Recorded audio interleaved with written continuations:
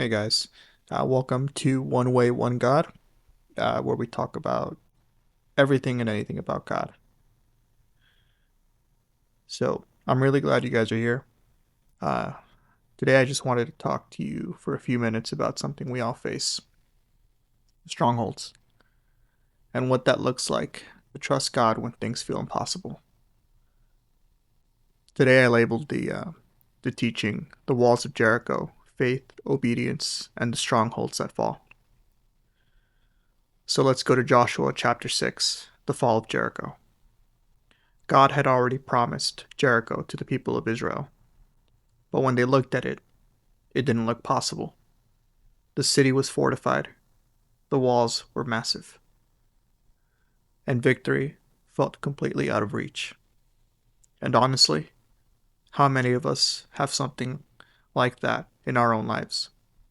We all face Jerichos, things that feel too big, too strong, too built up to overcome. Maybe it's lust, unforgiveness, jealousy, pride, whatever it is. It can feel like it's been there forever, like it's not going anywhere. But here's the key: God had already promised them victory. The only thing was, they had to follow His instructions.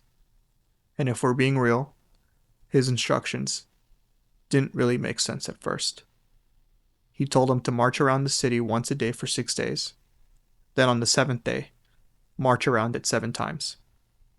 And after that, the trumpets would sound, and everyone would shout as loud as they could. Now, if you heard that today, you'd probably think, yeah, that's not how walls come down. But that's exactly the point. Nothing is impossible for God. And the way He leads us to victory doesn't always make sense right away. Sometimes we're asking, how is this going to help me overcome this? But God often calls us to obey before we understand. Because if we only obey when it makes sense, that's not really obedience. That's just agreement. It's kind of like when you were a kid. Your parents told you to brush your teeth, do your homework, take out the trash. You didn't always understand why. You just knew you were supposed to do it. And later, you realized it was actually good for you. That's how God works. Israel followed exactly what God told them to do, and the walls fell. Just like that. And in the middle of all that, Rahab and her family were spared. Why? Because she had already showed faith. She protected the spies, and that obedience mattered when everything came down. The city was destroyed, but the silver, the gold, the bronze, and iron were set apart for the Lord. And then Joshua says something that really stands out. He declares that anyone who rebuilds Jericho would do so at the cost of their own children. And that hit me, because it shows us something important. What God tears down is not meant to be rebuilt. And that brings me to Isaiah chapter 55, verse 9.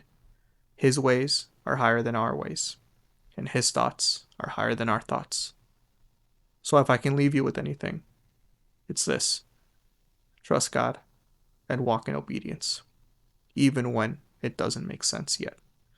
Because just like He promised Israel victory over Jericho, He promised you victory over the strongholds in your life. It may not happen the way you expected. It may not happen on your timeline. But if you stay faithful, step by step, those walls will fall. Thank you for spending time with me. If this spoke to you, take a moment to sit with it and let God meet you right now where you are. This is One Way, One God podcast, and there's only one way and one God. I'll see you next time.